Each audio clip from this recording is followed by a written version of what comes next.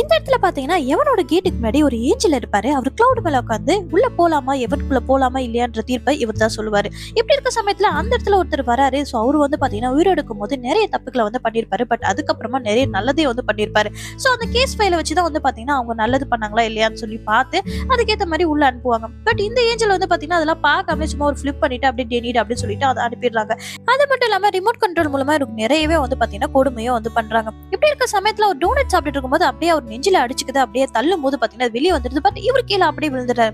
ஒரு ரக்கையால வந்து பாத்தீங்கன்னா இப்ப பறந்துட்டே இருக்காரு. பட் அவர் அதிகமான வெயிட்டா இருக்கறனால அவரால் சரியா பறக்க முடியல. கிட்டத்தட்ட கீழே விழ போறாரு. அந்த சமயத்துல கையை தூக்க மேல இருக்கவரும் பாத்தீங்கன்னா கையை பிடிச்சு மேல தூக்குறாரு. பட் அதுக்குள்ள பாத்தீங்கன்னா அது இவரு கீழே தள்ளிடுது.